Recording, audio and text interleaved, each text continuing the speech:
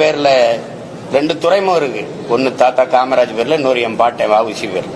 அது போதும். 6111 ஏக்கர்ல துறைமுகம் கட்ட போறேங்கிறது தேவையில்லை, பேராசை.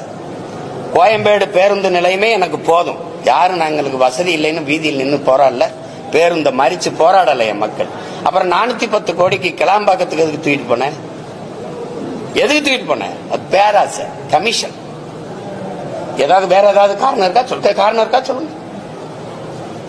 2050 அப்படி வரும். 50 ஆண்டு கழிச்சு பறந்து போறவங்களுக்கு வசதி செய்ய விண்ணூர்தி பசியோடு இருக்கவனை பத்தி கொஞ்சம் யோசிச்சு, அதாவது பறந்து போறவனை பத்தி கவலைப்படுற.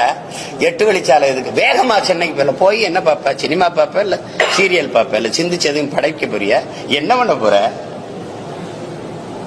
ஏதோ ஒண்ணு, மலையை வெட்டி ரோட போட்டுறணும், காடை அழிச்சு ரோட போட்டுறணும், வேகமா போகணும். வீட்டுக்கு போவியா சுடுகாட்டுக்கு போவியா? எல்லாத்தையும் போட்டுட்டு